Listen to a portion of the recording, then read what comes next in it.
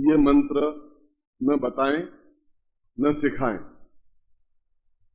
दूसरी बात यह कि तेल का दीपक लगा करके मंत्र जाप होना चाहिए। तेल, उसमें कोई भी प्रकार का प्रयोग हो सकता है।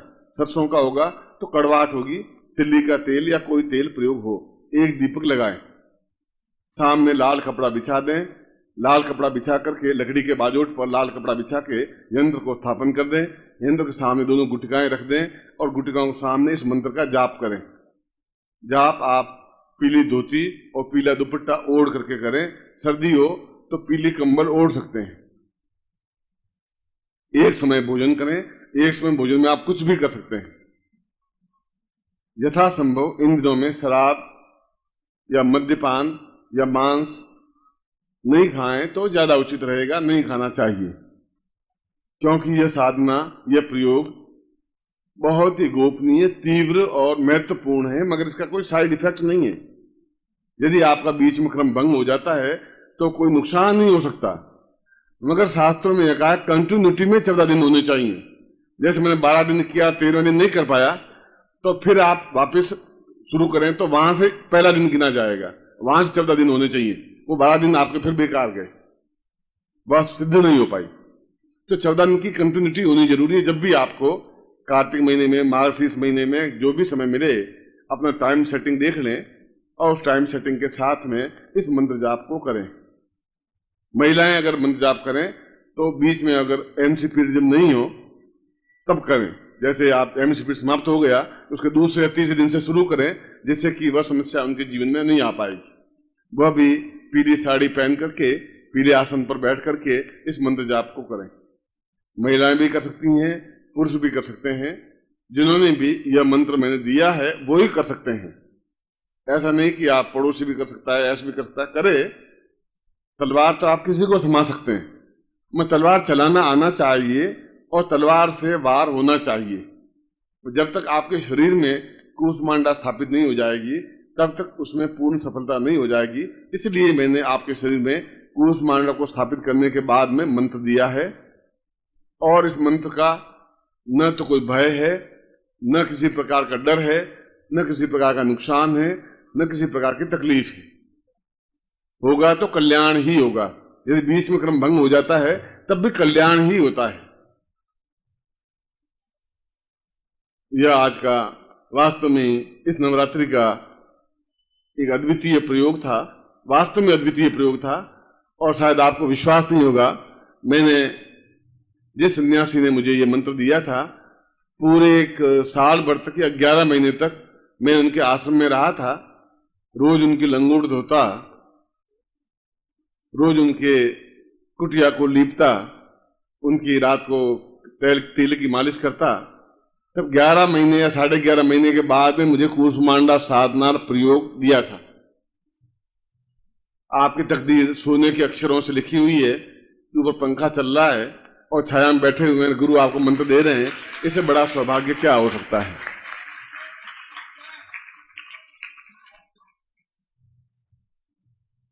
अभी मैंने आपको बताया कि जीवन में प्रत्येक व्यक्ति को ग्रह दोष व्याप्त होते ही हैं। राम को भी हुआ। जब शनि की दशा आई तो रात तिलक होते होते जंगल में चले गए, जंगल में जाना पड़ा। जंगल में गए, एक सुकुमारी राजकुमारी उसके साथ साथ नंगे पांव पैदल चली।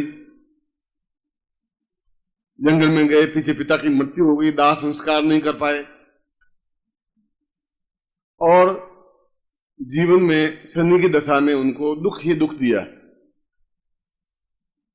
कृष्ण को राहु की दशा आई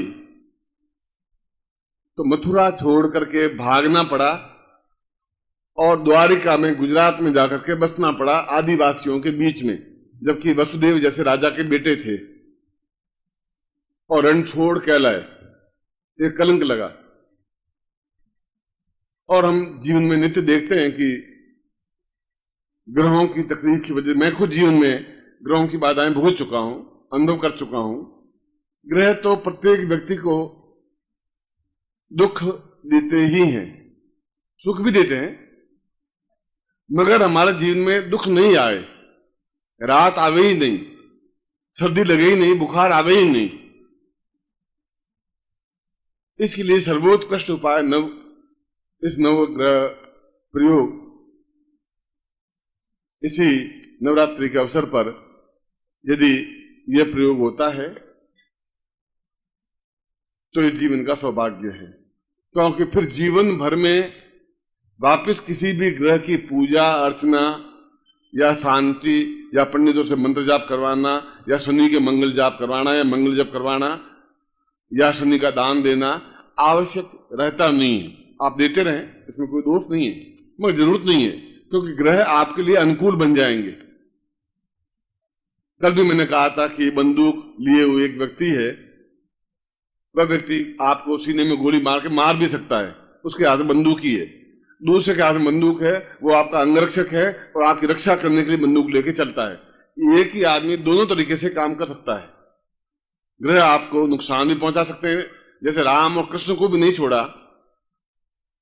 महावीर स्वामी जैसे व्यक्ति के कानों में कीलें ठोकी और खून निकलने लग गया। बुद्ध जैसे व्यक्ति को 50 दिन तक भूखा रहना पड़ा। ईसा मसीह जैसे व्यक्ति को सूली पे टंगना पड़ा। सुकरात जैसे व्यक्ति को जहर पीना पड़ा।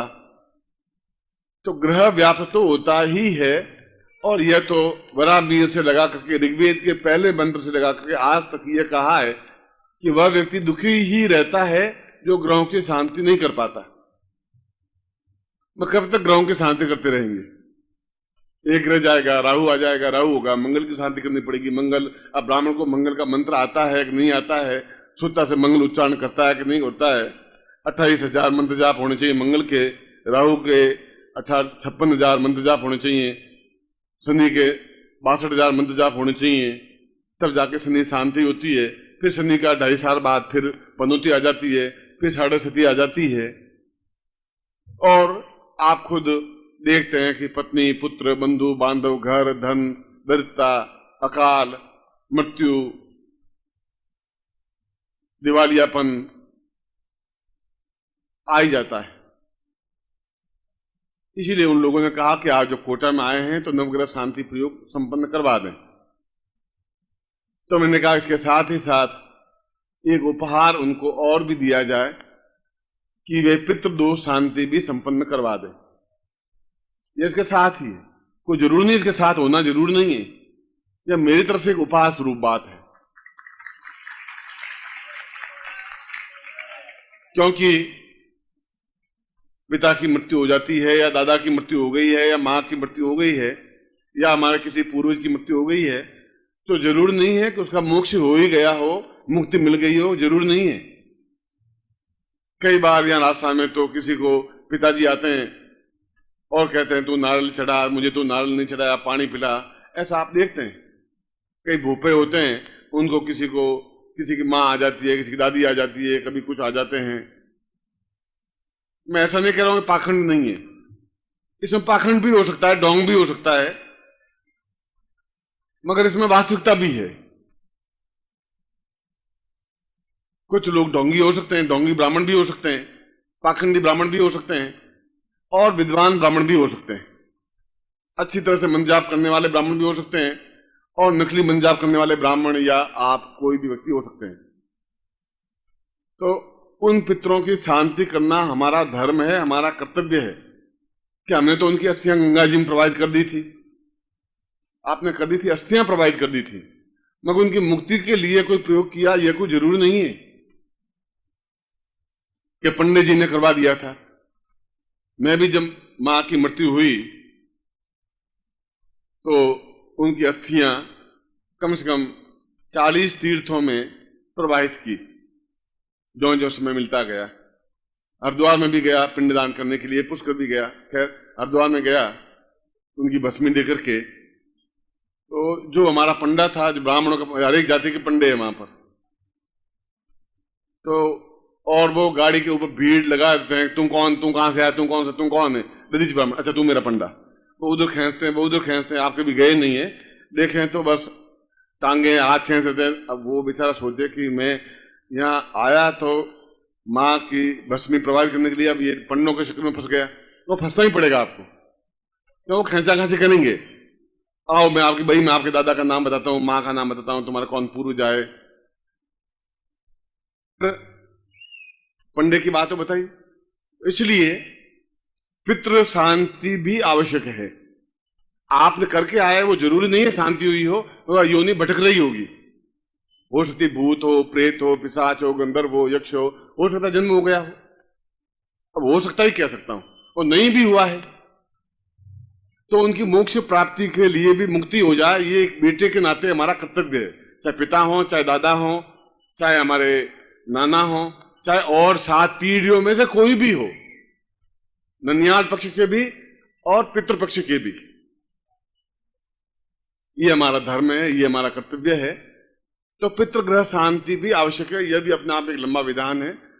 उसका प्रयोग और नवग्रह शांति प्रयोग, दोनों प्रयोगों को एक साथ किया जा सकता है। और फिर इसकी जो आहुति होती है वह आहुति उसमें प्रवाहित कर दी जाती है यज्ञ कुंड में, प्रधान यज्ञ कुंड में। यह कार्य उतना ही महत्वपूर्ण है।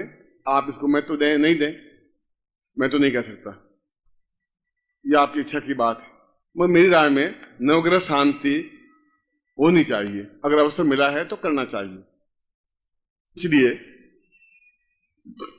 इन दोनों प्रयोगों को मैं पहले संपन्न करवा देता हूं, उसके बाद में फिर अगला कार्यक्रम में विलंब हुआ नहीं है। जल्दी, अभी रात बहुत पड़ी है और जल्दी आप जाकर करेंगे भी क्या? खाना ही खाएंगे, सोएंगे और क्या करेंगे? खाना आपका बिल्कुल बना हुआ तैयार पड़ा है, कहीं जाएगा नहीं। और सोना नहीं होगा, चांदी होगी, चांदी नहीं होगी, तांबा होगा, पीतल होगा, चिंता क्या करते हैं? उस पीतल को भी सोना बना करके भेजूंगा, चिंता क्यों? ओम परम तत्वाय नारायणाय गुरुभ्यो नमः। ओम ह्रीं मम प्राण देह रोम प्रतिरोम चैतन्य जाग्रय ह्रीं ओम नमः। ओम भूर्भुवः स्वः तत्सवितुर्वरेण्यं भर्गो देवस्य धीमहि धियो यो नः प्रचोदयात्।